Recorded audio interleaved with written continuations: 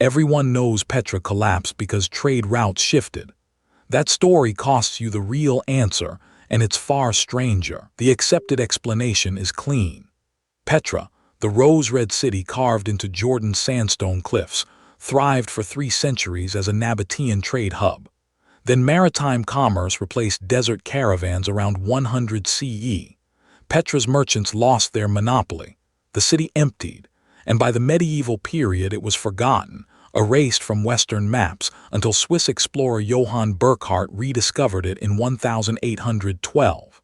Simple cause, simple effect, except the evidence doesn't actually support it. Here's what we know with numbers attached.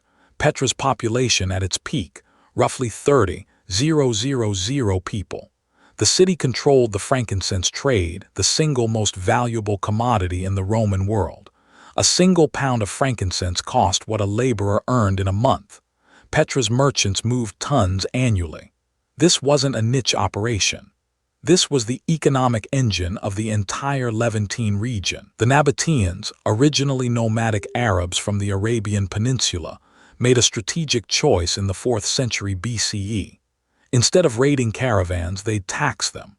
They built a network of fortified towns along desert routes, offering water, security, and storage. Petra became their capital around 100 BCE. Within a century, they'd accumulated enough wealth to mint their own coins, negotiate treaties with Rome, and construct monuments that still astound engineers today. But here's the first crack in the trade route theory. Maritime trade didn't actually kill Petra, it supplemented it.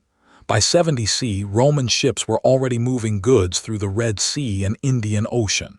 Yet Petra continued to thrive for another 150 years. The city expanded. New tombs were carved. The theater was enlarged. If the trade shift was the fatal blow, why did Petra take a century and a half to die? The real fracture started with a decision Rome made under pressure. In 106 CE, the Roman Emperor Trajan annexed Nabatea directly.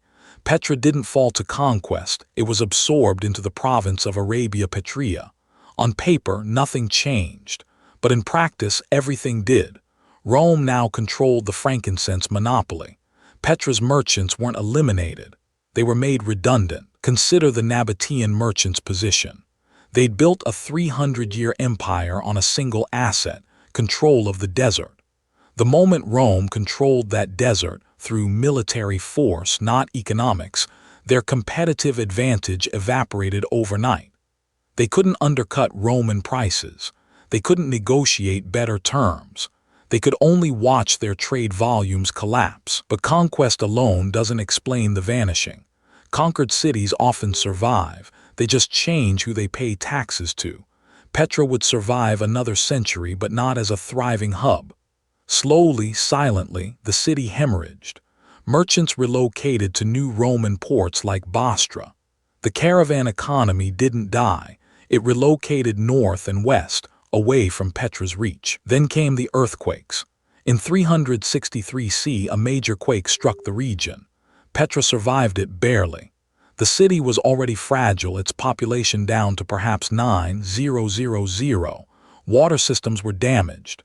Rebuilding costs were staggering. The Nabataean aristocracy faced a choice: invest massive capital to restore a declining city, or cut losses and relocate to more stable regions.